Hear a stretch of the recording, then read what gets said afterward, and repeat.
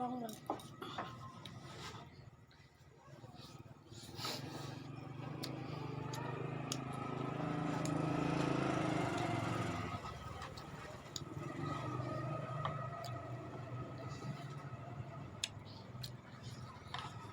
พอไปใส่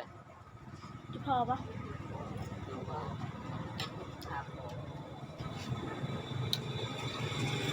พอไปที่ไหน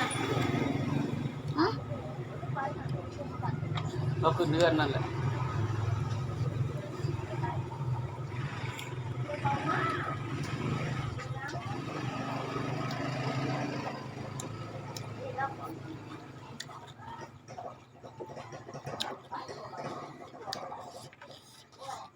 เฮ้ยใช่แน่อยู่ไก่กระตามมาพริกอ่ะเอามาพริกนิดนึงแน่มาหน่อยนึงก็ได้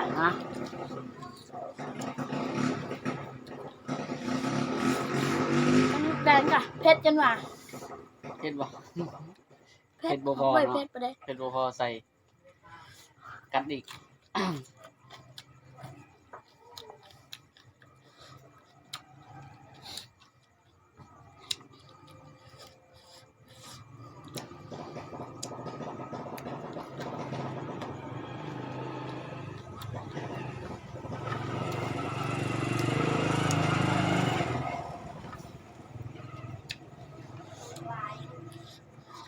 เผ็ดบุกพอ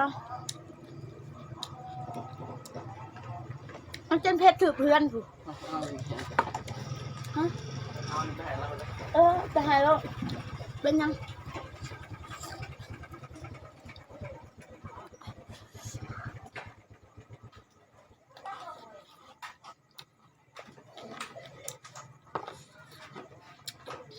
มาเด้อทุกคนมาเด้อกินข้าว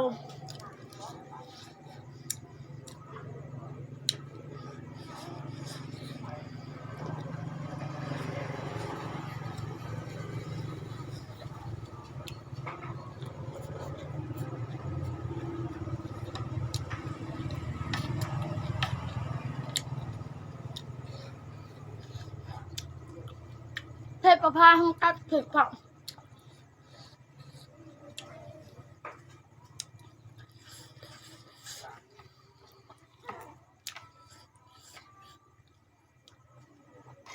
นี่ตำแตงกระเพชร